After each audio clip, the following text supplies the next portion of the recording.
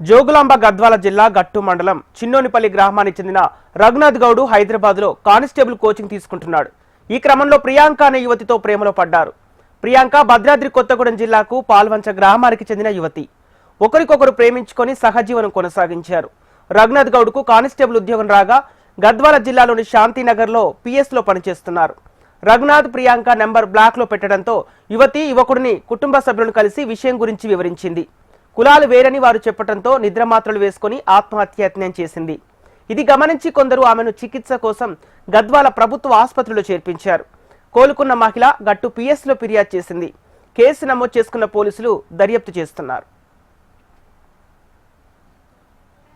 మొన్న 17th రోజు, ఈ నెల 17th రోజు గట్టు పోలీస్ స్టేషన్కి వెళ్ళి శాంతినగర్లో పనిచేసే ఒక రఘునాథ్ అనే కానిస్టేబుల్ నన్ను నమ్మించి మోసం చేసి పెళ్లి చేసుకుంటానని నమ్మించి మోసం చేసి ఇప్పుడు అడిగితే పెళ్లి చేసుకుంటలేడు అని నన్ను మోసం చేసిండని చెప్పేసి ఆ కంప్లైంట్ మీద కేసు చేయడం జరిగింది.